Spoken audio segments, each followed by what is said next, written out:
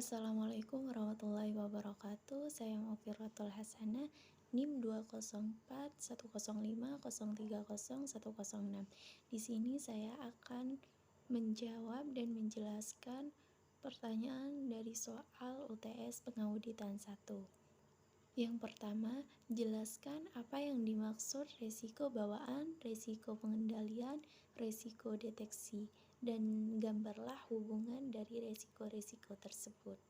Yang dimaksud resiko bawaan adalah kerentanan dari saldo akun atau kelompok transaksi terhadap salah saji yang dapat bersifat material dengan asumsi bahwa tidak ada yang terkait dengan pengendalian internal, baik untuk masing-masing salah saji maupun ketika salah saji tersebut digabungkan dengan salah saji di saldo akun atau kelompok transaksi lainnya.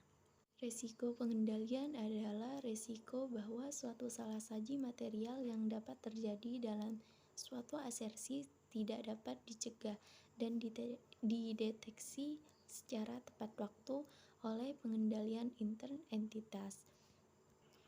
Dan resiko deteksi merupakan resiko bahwa auditor tidak dapat mendeteksi salah satu saji material yang terdapat dalam satu asersi.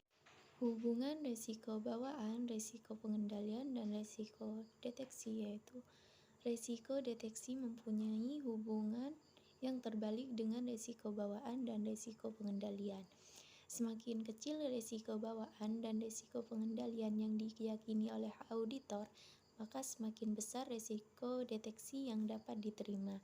Sebaliknya, semakin besar adanya resiko bawaan dan resiko pengendalian yang diyakini oleh auditor, semakin kecil tingkat resiko deteksi yang diterima. Dan gambar hubungan resiko bawaan, resiko pengendalian, dan resiko deteksi ada di belakang saya. Soal yang kedua yaitu sebutkan hal-hal yang harus dipertimbangkan oleh auditor dalam menentukan imbalan jasa profesional. Kemudian jelaskan apa yang dimaksud dengan labeling.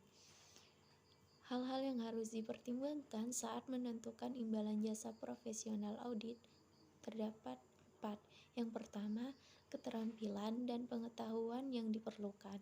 Yang kedua, tingkat pelatihan dan pengalaman dari pihak-pihak yang terlibat saat melakukan jasa profesional. Yang ketiga, waktu yang diperlukan. Dan yang keempat, besarnya tanggung jawab saat melakukan jasa-jasa audit.